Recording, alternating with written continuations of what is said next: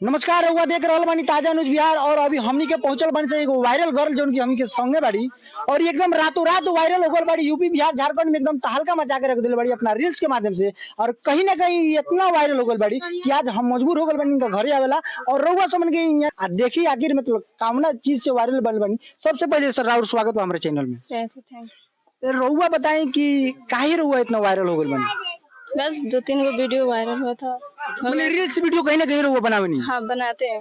तो reels video मतलब कई गो वायरल चलता अभी?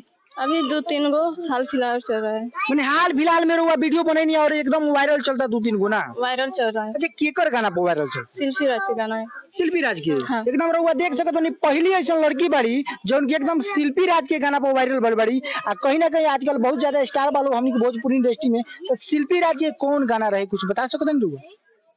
हाँ बता सकते हैं। कौन गाना पर वीडियो वायरल भइल बा? भतार मोर बाहर से आवता है। अच्छा देख सकत बानी शिल्पी राज के बड़ा ट्रेंडिंग में गाना चलता है जौन की बहुत सारा लोग ऐसे रील बनावता है पर वायरल हो जाता। और यहाँ के जौन की गाना ट्रेंडिंग एकदम चलत है यहाँ के रील बनैले बानी।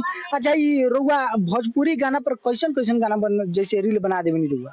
अच्छा जो गाना रहता है उसी पर बनाते हैं। माने अच्छा गाना पर, अश्लील गाना पर ना बनाइले? सिर्फ पे नहीं बनाते हैं। तो रउआ देख सकत बानी ई एगो लड़की जौन की बाड़ी सलील गाना, अश्लील ना बल्कि सलील गाना पर वायरल भइल बाड़ी। आजकल तो एकदम ट्रेंड चलता ढोड़ी चोरी ये सब कुछ चलत बाटे। लेकिन उ जे करत उ ज्यादा दिन टिकी नाही।